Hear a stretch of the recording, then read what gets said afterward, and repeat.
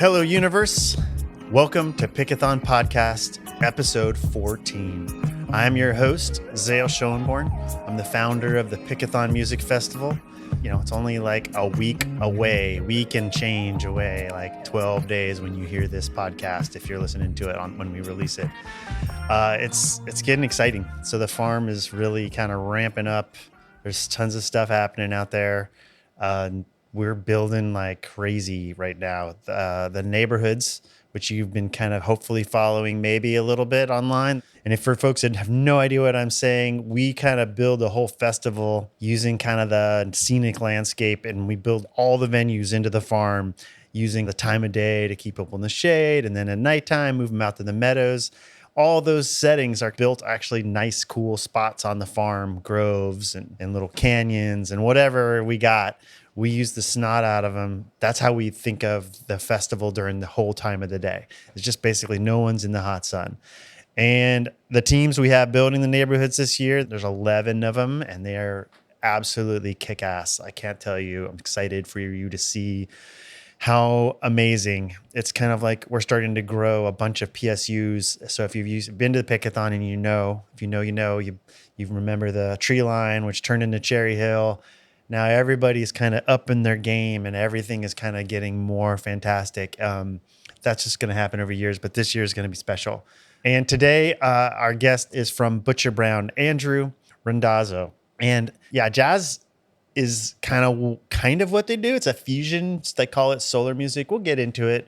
You know, one of the things that's cool about Butcher Brown for us in the festival is we are just lucky enough to kind of tap into the essence of different music scenes, which is on the music side, that's what we do.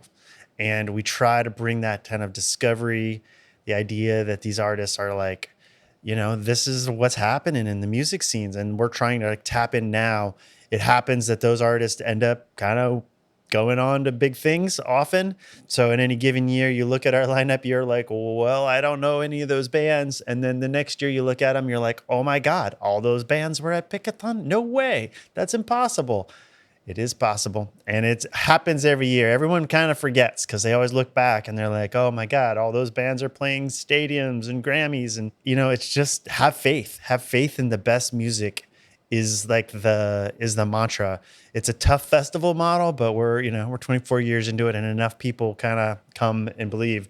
Where Butcher Brown stands in kind of the musical world for us is this interesting kind of connections between jazz and funk, and the jazz element though is really kind of interesting for us at Pickathon. We have, came out of this way back in 99. We've always loved jazz. But the thing that took us a while is to really tap into these kind of scenes is to get some folks from those scenes to the festival so that we can actually say, oh yeah, we do this type of music too. And our design was always to have kind of tap into that world. But we were really kind of in this old world of jazz, folks that going way back like C.W. Stone King, like stuff from the 20s and 30s, which intersects with the roots world pretty well and was just kind of adjacent. Even like Trash Can Joe, a local band that was, for folks that have been coming for over 20 years. And that was like accessible to us. We kind of worked in trying to really tap into the real kind of avant-garde and just the various different jazz scenes that were out there, and really started to come together when we connected with who does our booking now, Nicholas Harris. He's an amazing human and also kind of produces the Portland Jazz Festival. He's been part of lots of jazz festivals all over the country.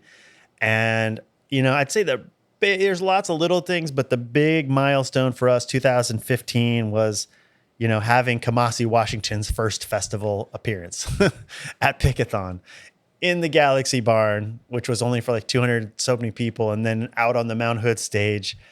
And, like clockwork, he shoots out of a cannon and becomes kind of like the big thing. And that was like huge for us that year, when we had him. And that wasn't just the only jazz band. I'd say also in that same year, we were able through Nicholas to bring Thundercat.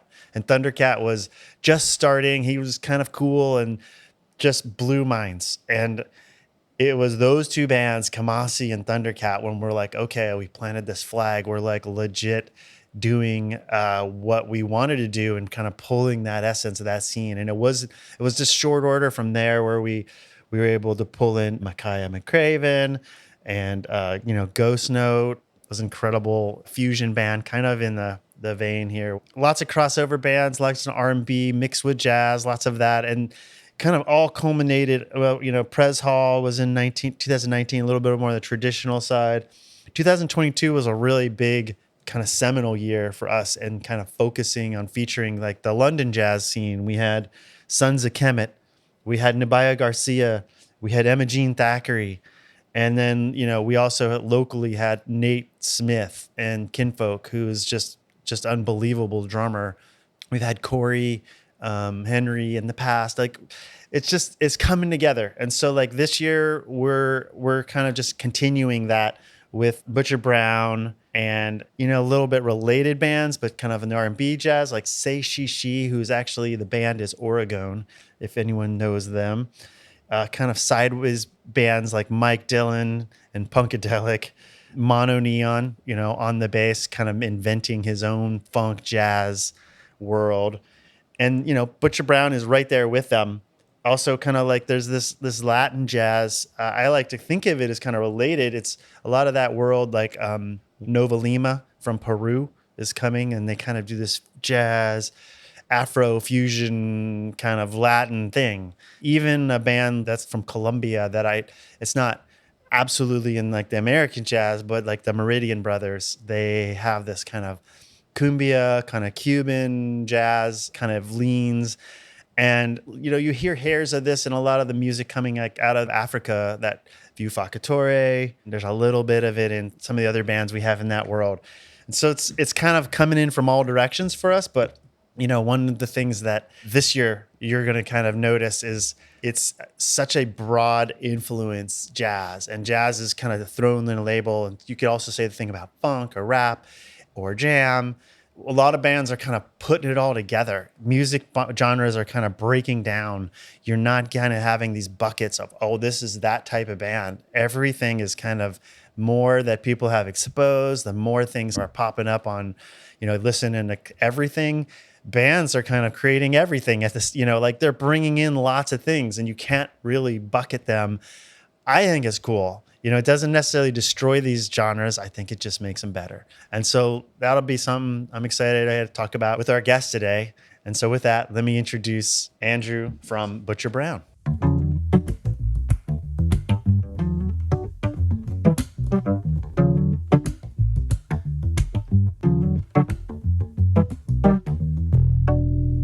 I love it. Built-in theme music. What's up, Zale? What's up? How you doing? I'm just fine. Thank you so much for having me. Yeah. Where are you talking to us from today?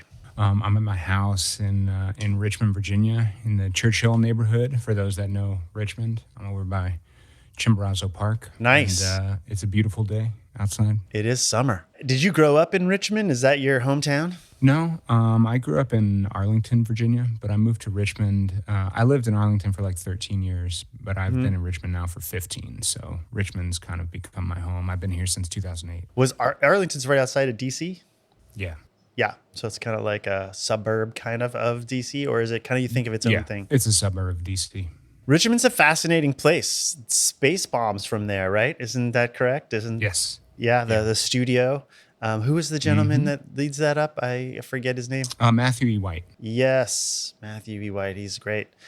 People probably don't know much about. Why don't you tell me, so what is the Richmond scene like? Well, it's constantly evolving. We do have a great school here, Virginia Commonwealth University, which has a good music program. So that keeps people coming and moving to Richmond to go to school, and then that funnels into our scene. That's kind of my story. That's DJ Harrison's story. That's sort of Marcus Tennishue's story, and we all have ties to Virginia Commonwealth University. You all met there? More or less, yeah.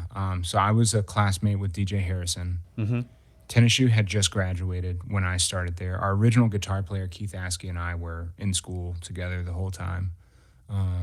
Our current guitar player Morgan came later, but he went to VCU, and we're VCU graduates and still in the area, so that's like how we know him. Corey and DJ first hooked up via like a high school event that VCU does every year called VCU Jazz Day, where high school students come and perform and study.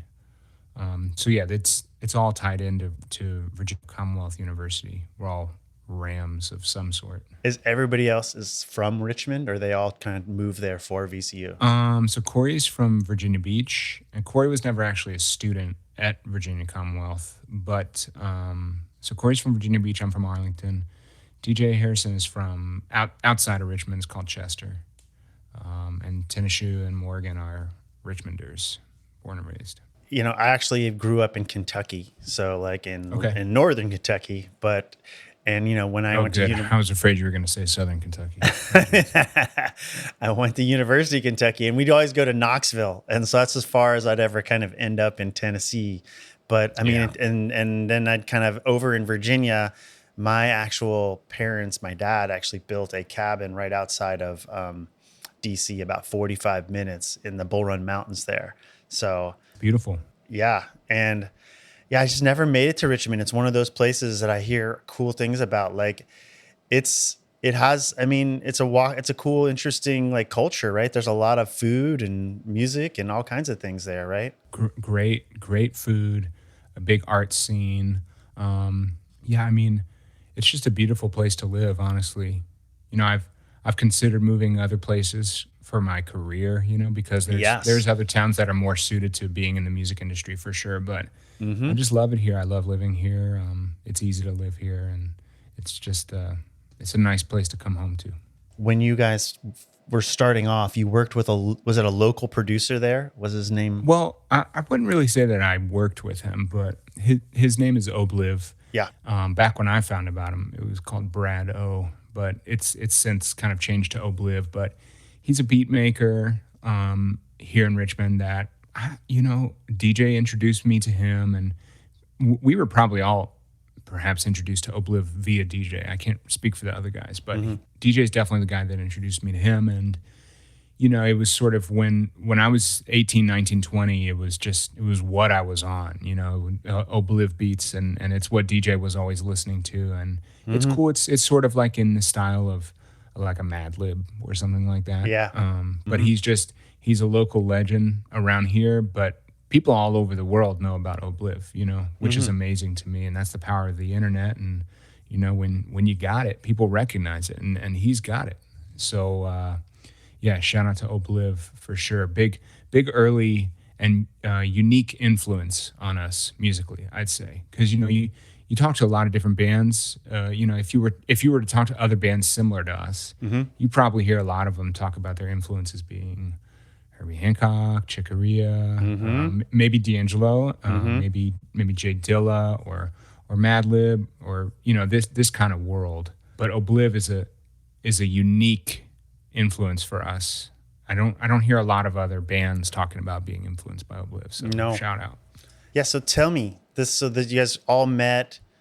Was this in like early 2010, 12, or was that region 13?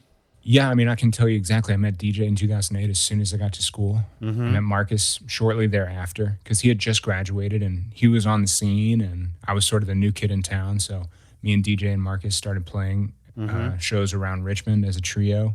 I met Corey in June of 2009. We got, slapped on a gig together here in town at a club called Bogart's.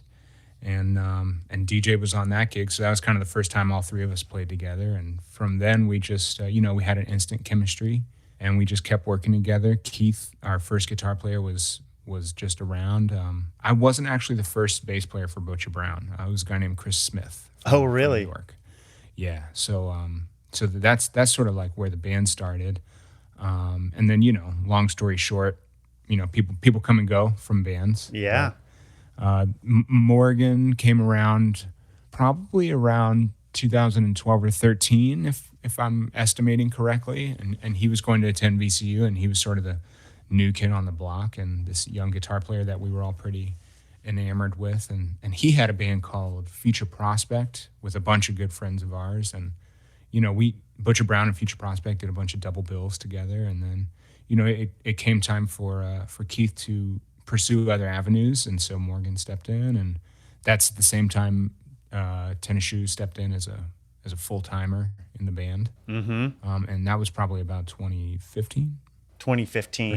2016 maybe, that we sort of like assumed this current lineup. Right after, because you had, I think the first record was out in 2013, right? Backtracks, but the one that you can really find on Spotify, the first one is All Purpose Music, right? And yeah, 14. That's our first proper release for sure. Shout out to Louis Marks and Rope-A-Dope Records for helping us get that music out into the world. Was that local? Was that recorded local? Yeah, we recorded that at Jellystone, which is DJ's studio. Which sounds kind of legendary. As like just like a cool spot to hang out. The way if you're creating all that music. We all like lived there for a time. Everyone's lived over at Jellystone here and there over the years, and it's just we have in recent years started branching out to other studios, but for a while it's just where we did all our stuff. And DJ's got an amazing setup over there, and he's just got such a like a wonderful sound that he gets out of all the recordings that he does over there. So it helped us get off the ground for sure. And just hang out and kind of merge these influences, play with them in jams. Absolutely. Yeah. Anytime we want to just make a little music. I mean, for me, for a time, it was just walk downstairs because I was living upstairs. But any rehearsal, any recording session. Is it like one of those old Southern houses, like a huge old house, or what is it? It's a medium old Southern house, I would say. I wouldn't call it huge. Well, some of them, the scale of some of those old houses, like when I lived, were normally, like pretty big, compared to like new houses. We had plenty of space for 3 dudes to live there and go to the bathroom and have a recording studio. Perfect. That's what we had. Yeah. That's awesome. And back then, like what was the genesis of the kind of influences you were pulling in? You mentioned one, but was there others? Yeah. I mean, the short answer is every single thing that I've ever heard, I mean, that's kind of how I roll. But DJ, when I met him, it was like, oh, it's someone else that likes Weather Report. Like I've never met someone my age that enjoys Return to Forever and New Orchestra and all this stuff. So fantastic. That was how DJ and I bonded early on. But DJ is an avid record collector, and he was always playing some hip stuff from his stereo. And D'Angelo is definitely up there on our influences. Madlib and Jay Dilla for sure. I think when we were getting things going, I was listening to like a lot of Bilal. I love Bilal. But it's hard to nail down our influences. Herbie Hancock and Headhunters for sure was like a big early influence on us. But over the years, everyone's got their own unique tastes. Devon got really into Fela Kuti for a time and kind of brought that into our world, and we recorded a tribute album, an Afrobeat album. So great. Corey's the one that's real into like house music, so he brings that.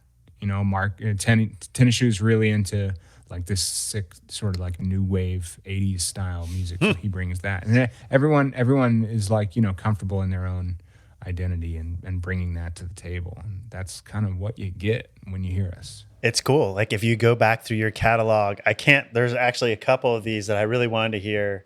The Southern Butcher Brown, the Southern Rock, or you guys had some cassette kind of things in there. You mentioned the Healer. And we have the Healer. The Healers and Grown Folk are available on Bandcamp only. Ah. Yeah, so they are available, but you can't just go to Spotify. You have to go to Bandcamp. We have to go actually support the band. Please, give us your money. Yes. Yeah, it's cool. I mean, that when I first, the first record I heard of you guys was, presents, Triple Tray. So, which is... Oh, yeah. Thank you. Which that came to me through Nicholas Harris, I think you probably met when you guys were here in PDX Jazz Fest. You guys did a Yes. Jack London show, I think, in a little club at the end of that. Yeah, that was great. Yeah. You're in Portland right now? I am. Yeah. The Jack London show was sick. And the other show, we played a couple of shows opening for Hiatus Coyote on that trip. That was really fun. Which I've heard from multiple people saying you kind of took the show. So hats off. I don't know what you're talking. I didn't hear what you just said. Yeah, I don't know. You're breaking up. I can't really hear what's weird. Okay, no, you're back. I'm back. Yeah, but the Jack London show, so many people were telling me about. Oh my God! And so we basically. Yeah, I love those little club shows are super fun where it's just explosive little energy, right? Yeah, and we got to go hear a lot of the other cats that were on the festival because we had like a day or two off, kind of in between. So we stayed up in Vancouver, Washington. We stayed in an Airbnb up there, but we're coming down to hang. Dude, we had like a crazy ice storm in Portland that weekend, but we were braving the storm to come down, and we heard a bunch of great cats before we played at Jack London. We heard Mark Giuliano the night before. That Incredible. Was really cool. Yeah. Yeah, I got to hear little Dave Holland the day before. That was very inspiring. Little Derek Hodge. So yeah, that's one thing I love about music festivals is like you can go and just gather some inspiration from what's happening before you go on and do your thing. You know? Yeah, more influences to merge. That record is really kind of incredible because it really does kind of. Well, first of all, you guys also brought in a huge horn section for that. Oh, record. Right, this is triple tray. Yeah, right. Yeah, you brought in. I don't know, like that looks like a whole horn section that you don't normally have, but like 8. Was it usually like 8 people? It's 10. 10 it's people? 10, and so I've been doing this big band project since 2017. And the reason I originally wanted to start gigging and writing for a big band was eventually to collaborate with Butcher Brown. I wanted to get some reps in and get my writing chops together so that I could produce something for us, but have it be a little more refined than just like a college graduate who took arranging classes. I needed to get my your chops, hands dirty a little bit. You know what I mean? So yeah, that's my band technically. Those are my cats, and oh, cool. Yeah, they knocked it out of the park. And we've had some really fun, amazing shows, live shows. Doing that music is super, super special. There's a great video of you guys at Baby's All Right in New York. Is that what that is? Was that where you were? That would have been from a while ago. Is this with the big band? Yeah. Definitely not. No. Where was that? Where am I thinking of that was recorded? If we are thinking of the same video, yes.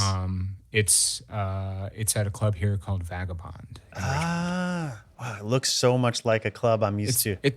Yeah, I've been to Baby's All Right. I know what you're talking about. Yeah. But it's like a nice produced looking video with good audio. It's not a bootleg. Yes. Yeah. That's a club called Vagabond. So Vagabond is a special place. Butcher Brown has played there a couple times. Back in the day, we did a live record there. That's available on streaming. It's called Live at Vagabond. And the video crew that did that video is called Hourglass Sessions here in Richmond. They do a lot of amazing stuff, amazing videos. So go check out Hourglass. Yeah. And we had our favorite sound engineer, our boy Zach Fichter, was down in there with us. It's sort of like a basement club. So it's really special. There's a big club in Richmond called the National. It's a theater of a club, really. And Vagabond is downstairs from the National. So it's like the smaller club partner to that. Yeah, sort of. It's like underneath. And a little fun fact about that video shoot is you can't really hear it, but there's a metal band called Lamb of God who's from Richmond. Yeah. And they were up in the club. No way. And it was so loud. They were up in the National while we were recording the big band thing. I forgot that Lamb of God is from Richmond. There's actually a great metal scene from Richmond, you know? There's a long history of great metal bands from there. Guar is also from Richmond. Yeah. Who else is from Richmond, just in general, that I'm not thinking of? Like, well, we D'Angelo, first of all, is from Richmond. D'Angelo's from Richmond. We kind of claim Nate Smith, but he's technically from, I guess, like the Hampton Roads area. But he spent time in Richmond. There are, we got Guar and Lamb of God. There's some great like new bands coming out of Richmond that are really starting to blow up. One in particular is coming to mind is this band called Illiterate Light. They're starting to get some real nice traction. We got Space Bomb. Space Bomb. We got, and Space Bomb adjacent and all of that whole scene, and which is huge. I'm probably forgetting some, but it's all right. They'll hold it against you once they hear the podcast. So please do. Please start a lifelong grudge. It's cool. So like my first take on this is listening to the Triple Tray record. It's like, was this a rap album? And then the next song I was like, no, this is like straight up jazz. Oh no, this is a funk record. Oh no, what is this? And then the more I listened to it, the more it was kind of all those things. It really was kind of like a cool masterclass, and those songs also probably lend themselves really well to the live element of kind of opening them up and jamming on them. That just felt like you guys were built for that. Yeah. I mean, it's really. It's a departure from what we normally do, that album. It's a special one. It's an interesting one to check out first. I'll say that for sure. Well, tell me, how do you consider it a departure? Well, because it's the only big band record that we have, Mm-hmm. And that music in particular is special because it started out with a record that Tennis Shoe released that's called Triple Tray. That's on Bandcamp, so you can go check out. I think what's really special about it is you can go check out the Tennis Shoe record, mm-hmm. which he self-produced and made by himself. And then you can listen to our version, and the origin story of all that music is really just that I wanted to partner with Tenny to put on a show for sort of a record release. Interesting. And if you're gonna produce and make and rap on your own record, mm-hmm. A record release show normally is gonna be like you're gonna have your tracks and mm-hmm. you're gonna like just be up on stage rapping, and that's amazing and can be really fun. Mm-hmm. But I was like, let's do something cool with this, because I started collaborating with some of my favorite musicians around here and doing sets of music for them, and it just sort of made sense. And I was like, dude, let me just like arrange your whole album. Let me do some horn charts and do some big band arrangements, and let's make that the album release show. So you come to the show, you get that, but you can also go listen to the record, and it's sort of a different thing. I love doing that, and we love doing that, where the live show is a little bit different than when you get on the record. It's a reason to check out both. Yeah. So we did it, and it just sort of made sense to get the Butcher guys on it. Yeah. On the show. Yeah. And after we did it, it was just like, well, we're gonna have to go in the studio and record this. I mean, Tennis Shoe is an incredible rapper. He really is. Oh, absolutely. He is an amazing mind in many different ways. Yeah, he's an amazing mind. He's a freak. He's a super smart and bright guy, and great trumpet player. He's a great trumpet player. He's a great saxophone player. He's an amazing rapper. He's a great drummer. He can remember anything. It's insane. That's right. Actually, my high school band instrument, which I played for a while before I picked up mandolin, was trumpet. So I was like, I'm always a fan. And there was also kind of a cool video you guys did was that before COVID, during COVID? It was like an NPR on a rooftop. That was deep in COVID. That was right after my COVID quarantine when I got sick. I went into an adult timeout for a little while because I caught COVID-19. And that was basically as soon as I got out of COVID jail. And that, it's a cool video because it really highlights Tennis Shoes. He's in one moment, it's just full on, like tight, just jazz, like your kind of space jazz, the solar, I love how you guys call it solar music. It's just moving. And then flawlessly just goes into the rhymes and the beats, and it's just so great. He's a multifaceted individual. Yeah, in the same song. And I was playing that video, and people who, when we were thinking about you guys, oh, this is a great jazz band. I was like, okay, let me needle drop like 10 minutes and then you're going to see something completely different. But it's coherent. What's cool about, what I hear you saying is like, it is a lot of styles. It is kind of like everything you're hearing, but it doesn't feel like you're forcing it. It doesn't feel like you're just like pushing it together for the sake of it, right? Yeah, no, we don't do that. Which is not very believable when you do that. It's kind of like, let's see how many things we can jam. It has to be in you. Oh yeah, it's just the Butcher Brown is just, it's one of those bands that just has to be. You know, there was no other way. Yeah. It had to be. Was everybody classically trained in jazz? Was there actually some classical? I mean, like, were you guys did that happen at VCU? Yeah, DJ, tennis shoe, me, we all, and then Corey and Morgan, everyone went to music school for a time. Yeah. Whether we finished or not, you know, but everyone studied for sure. And like, you know, we play jazz gigs. Yeah. Play lots of jazz gigs. I play lots of upright bass. You know, me and DJ and Tenny were doing tons of jazz gigs coming up in Richmond. Just whatever, you know, playing standards for this or that. Anything from like, you know, function events to like being on stage and like really going after our shit. And Corey's had some really high profile jazz gigs, and you know, so yeah, that's sort of like our schooling. But they weren't talking about D'Angelo or Obliv in school. No. And your tours kind of reflect that too. You kind of have been out with Kamasi, but who also is kind of all over the map in his own way in terms of styles. But you also have done Galactic, right? And Lettuce. Yeah. Like, Lettuce was a good hang. We've opened for a lot of different bands. Lettuce was the best hang. Really? Sorry, Kamasi and Galactic. The drummer, I think, in Lettuce is in a band called Brownout too, with Adrian Quasaro. I think it's Adam Deitch. It's Adam. No, it's Adam. Yeah, Adam's the man. He is the man on drums. Yeah. Oh my God. Yeah. So like those kind of tours are just really, just kind of say that you can go to this scene and be kind of work. You can go to this scene and kind of work. Have you done like any indie rock tours? Have you been on opening on any? Because it feels like that would work too. Not necessarily with Butcher. Yeah. But DJ and I did a tour with this singer named Natalie Prass. Oh yeah. We did a tour opening up She's for great. this band called Whitney. Yeah. So that was sort of like DJ and I's foray into the indie world. But it's funny because like, you know, we did that tour and we had a great time, but we played in New York, and after the gig, like DJ and I, of course, just like split off and went to Smalls to go to the jam session. You know what I mean? But yeah, no, we talk about that. We talk about that kind of as being something that we shoot for. Like we can go to like Pitchfork Music Festival, but we can also go to Monterey Jazz, and we can go to New Orleans Jazz Festival. But we could go to Bonnaroo, or we went to Electric Forest, you know, like these types of festivals that you don't see a lot of bands crossing over like that, and that's something that we try to shoot for, you know what I mean? We try to be able to be accessible to all the audiences. It's solar, everybody needs it, you know. I think it's cool. I mean, it's very modern in like that idea that.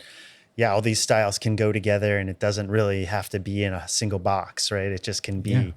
And I mean, like I said, I think a lot of music is kind of headed that way in a weird way. A lot of the more interesting music is this fusion of stuff. You know, there's people coming straight up the middle too, but even then, I kind of think there's something unique about it. Sure. Yeah. Have you heard of Pickathon? Have you ever been to anyone you know come to the festival before? I have friends that have told me it's amazing, but I've never been. Okay. So this will be my first time, and I'm very excited. It's kind of like what I think you guys are going to unleash on people is people paying attention. They're like, and the spaces are very much like these little fantasy music venues, right? That are kind of meant for kind of magic. And so I feel like what you guys are bringing is going to be one of those really memorable moments because it's the live is how people fall in love, right? There can be the greatest record, but if you can't, you know, one of the things that we really filtered on this year, thinking of the lineup, was like, who's the band? You know, like it's one thing to have a record and you can go in a studio. It's another thing to take that energy and just open it up and make it just blow people away live. And for sure. I can tell that's where you guys are going to be. So I'm really excited. Yeah, and you know, like we were saying before, check out our records. If you're interested and you haven't heard us before, check out the records. Yeah, and you have a new record coming out, right? We do have a new record, which is even way different. So we should tell me about that too. Yeah, the new record is aptly titled Solar Music. You know, we've done lots of different tours and stuff. And one thing that we always kind of like joke and giggle about is like, flight attendants asking like, "Oh, you're in a band. You gonna play a little tune for us? What kind of music do you play?" And it's like, okay, lady, I need to get to my seat right now. Yeah. Do I have time to explain to you like what I'm really going for as an artist? Or am I just going to be like, it's a jazz band, I'm in 32C? No, but it's not a jazz band, it's something different. And we started, I don't know who came up with solar first. So you get on the plane and she says, "Oh, you're in a band. You going to play a little tune for us? What kind of music do you play?" And we say, "We play solar music." And they're like, "What seat are you in?" So yeah. The album's called Solar Music because that's what we do. It's sort of an extension of all-purpose music, but we've got lots of records out. This one falls into that category, like all-purpose music, or like King Butch, where it's just we went in the studio, we're trying to make a classic record that is just us. It's just the music that we want to make. It's the music that we want to listen to just in general. Because we've got departures. We got live records. We got the big band record. We got the Afrobeat record. We got beat tapes, other things like that. This is just straight up Butcher Brown making the best album that we can. That's so great. We've got great features. That's one thing that we love to do with our album is get people that aren't in Butcher Brown and get them on the album and collaborate with people. So we've got some amazing features on the album. Some of which we've already heard, Venetia Gould, who I was a huge fan of. Oh yeah. But before working with her, was on our first single. And we've got some others that I'm not supposed to talk about yet. Because there's a couple singles out, but not all of them. Yeah. And I signed an NDA and they will sue my ass. They will take you out and, for everything I own. Which absolutely. Is a vast amount of wealth and resources. Lots of piggy banks full of pennies. That's awesome. Well, are we going to see some of that music when you're out here? Are we going to hear absolutely. Him it? Awesome. Yeah, no, absolutely. If you come to our show, you're going to hear a lot of new music and old music, of course. We get how it works. We know that people are coming to hear their favorite Butcher Brown songs. So I promise you, we're probably going to play it. We have you on a really kind of one of our big stages, which is totally awesome, the Paddock stage. And then you guys are also in this kind of closing out the festival, the Paddock stage. Are we last? You are. Well, no, there you can quickly go in next door. There's a Galaxy Barn, which is a tiny little 300 person, 250 person venue that will close it out. But on outdoors, 100%. That's it. That's the Paddock. That's it. And then you're at the Wood stage, which is, I don't know, it probably never played at a place like that. It's you'll see some pictures. It's literally a stage built out of sticks in the woods, but it's epic and it's kind of scale. It's one of our big place stages too, and just kind of always, no matter what we ever built at the festival, we built a lot of like man-made, like large structures, and got really into it. But everybody every time said, "I really like that stage in the woods." And we're like, nature always kicks butt. That's the lesson we learned. Yeah, I'm gonna play for the trees. You're gonna play for the trees and the people. I was looking at the lineup. I really want to hear it. I gotta go to see this Pokemon. Oh, Pachiman is incredible. Pachiman, my bad. Yeah. I gotta go see that because I think he's one of the most special artists out there right now. Me and DJ have been chatting about this guy for a while. Do you know he plays? That's all live. I mean, those are all his instruments, and he. That's what's amazing is I've never seen anybody do that. And just nail it, right? Yeah, and you got you see dub DJs, Scratch Perry and King Tubby or whatever, like doing that, but they didn't play the bass line and the drum beat and everything. But like he's got a band too. He's got a 3-piece with him to actually for the first time really play it out. So he's kind of got that bass drums. Are there 2 sets? For him? Everybody's got 2 sets. Yeah. Okay, cool. So I'll definitely get you love that band Meridian Brothers and Nova Lima, and like Meridian Brothers is one of the coolest cumbia bands. They just destroy in from Bogota. They rarely come over here, but they're they're like something to behold as an 8-piece band. They're just so good. Awesome. Best way for Pickathon is just walk around and you're just like, it's gonna be a bunch of that. So you're our guest, so looking forward to hosting. Yeah, looking forward to coming and hanging.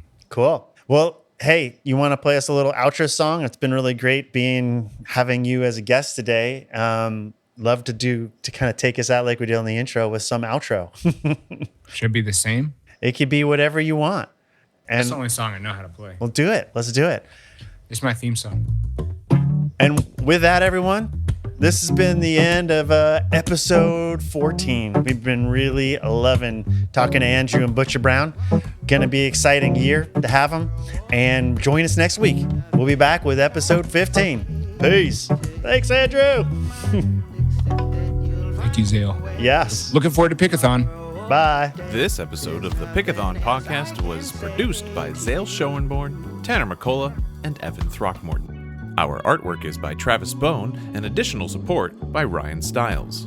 The music you heard in this episode was by our guest of honor, Butcher Brown. The songs included were from their hit new singles, This Side of Sunshine and I Can Say to You.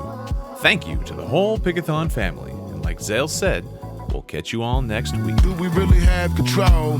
If you think you do, God bless your soul. I am tennis shoe, yes, that's my role. I'm positioned with ammunition to touch your soul. It's a bit much, no, baby, it's touch and go. From the weather flow straight to when the dollar bill fold. Sunshine kicking it until I get old. If I got the money to buy, consider it sold. Discussion calling it a new classic with the technique to freak you right up out your seat to get jumping screaming. Oh wow, it's really kinda neat with the beat and the words from the city to the burbs, cross the street to the curb for a closer look. One glance, one dance, yeah, that's all it took. They tell me you'll find your way tomorrow.